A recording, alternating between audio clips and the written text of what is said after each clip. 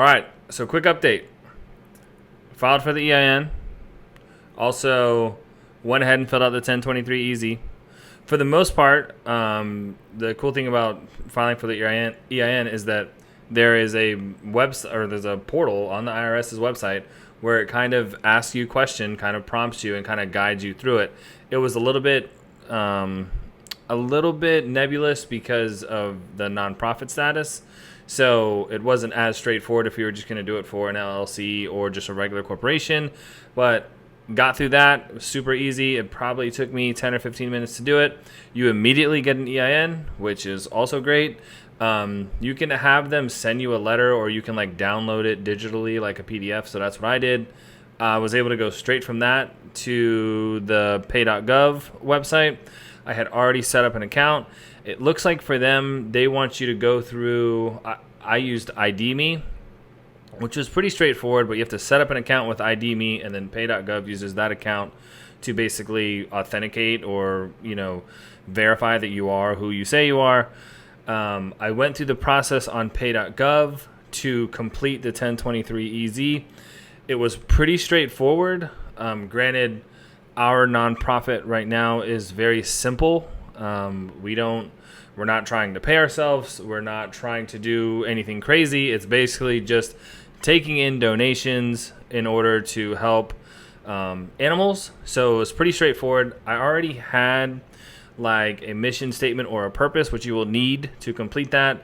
There's also some details that you would need to complete, like the type of organization. There is a whole table that has things broken down by, are you a sports organization or this or that? So that is something that you have to pay a little bit of attention to.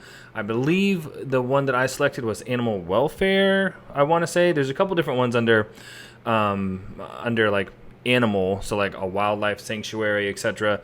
But that was something that I had to look up, but it was super easy. There's a link right there on the website. Went through that form. It probably took me, 10, 15 minutes. It was very straightforward. The cost for that one, I want to say was like $275. So not crazy, but not nothing. So I went through that process. I submitted it. I don't actually know what happens now. I imagine it goes to somebody. They review it. If they have questions, they'll ask me.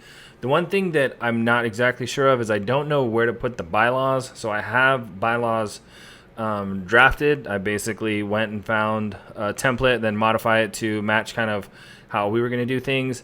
The big thing with a nonprofit, from what I'm seeing, is making sure that if the nonprofit is no more, any assets that are still within the nonprofit go towards that same cause. So that is one of the key areas that I think you have to attest to when you're filling out the 1023 EZ. But again, I'm not a lawyer. I'm not an accountant. I'm just a guy trying to figure out how to do this. But I did both of those things, so that's good. So hopefully if everything goes well, we get a letter or an email or a phone call or something that says we got the 501c3 designation, or if they need additional information, that's fine too. I'll figure out whatever that is and submit it to them, and hopefully we can get this done. Then from there, I believe I would go to the state level to try to actually get like a tax exempt form for the state of Florida. Maybe, I don't know. We'll see. We'll see what's next. But Nat did ask me just yesterday. She's like, "So what do you think we should be doing with a nonprofit? Like, where are we at with that?" Kind of danced around the question. She doesn't know that I'm doing this. I want it to be a surprise once it's all done. But hopefully we hear something soon so I can tell her, because I think she's going to be really excited. So that's our update. I'll let you guys know what they say. And if they do ask more questions, I'll let you know exactly what I had to do. That way, if you're trying to do something like this, you have some guidance. So until next time, see ya.